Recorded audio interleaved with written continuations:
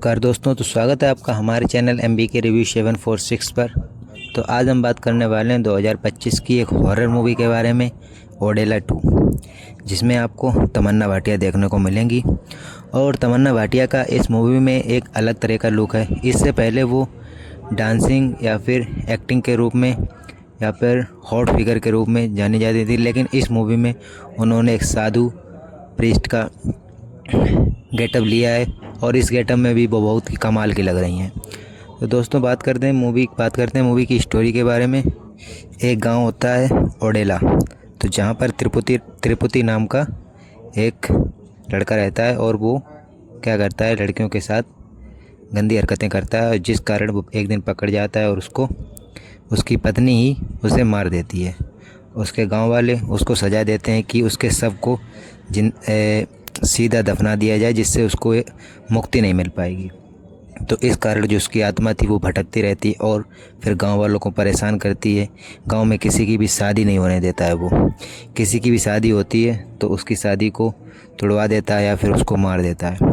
2 case दिखाए गए थे। पहली जो शादी हुई थी उस लड़की के तो पूरे बाल ही उखाड़ देता है, किस बेरहमी से। अगर आप देखेंगे ना तो आपकी रूह कांप जाएगी।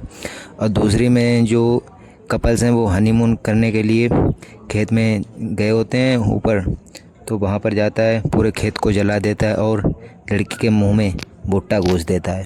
बड़ी दर्दनाक तरीके से मारता है। इन्हीं सभी को सॉल्व करने के लिए जो हमारी तमन्ना भाटिया हैं उनको गांव में कदम रखना पड़ता है। और वो एक ऐसी पर्सन बन चुकी थी जिसको सिद्धि प्राप्त हो चुकी थी। मूवी में बताया गया कि अगर कोई 1 लाख करोड़ बार भगवान शिव का जाप कर ले तो उसको सिद्धि प्राप्त हो जाएगी, भगवान शिव प्राप्त हो जाएंगे। तो ये सब उसने कर लिया था। बचपन से ही वो शिव की भक्ति में लगी हुई थी, जिस कारण उसके पास अनंत शक्तियाँ आ चुकी थी और वो त्रिपुति से लड़ने के लिए तैयार थी। लेकिन जो त्रिपुति था वो भी बहुत ही ज़्यादा खतरनाक था। उसने सभी पंचतंत्रों को अपने कब्जे में कर लिया था और कोई भी उसे हरा नहीं सकता था।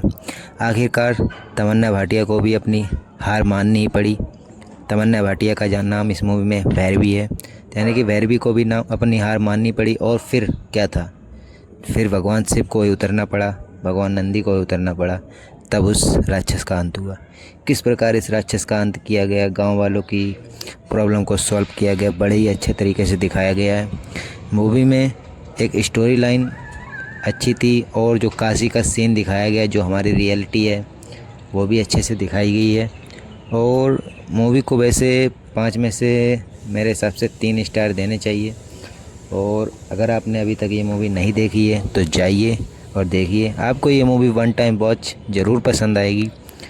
और इससे पहले रेड 2 में तो देखा ही था भाई तमन्ना भाटिया ने क्या कमाल किया है, तो अब इसमें देख लीजिए भाई, इसमें भी उसने बड़ा ही अच्छा कमाल किया है। तो जय हिंद दोस्तों, मिलेंगे अगली मूवी रिव्यू में। जय हिंद, जय भारत।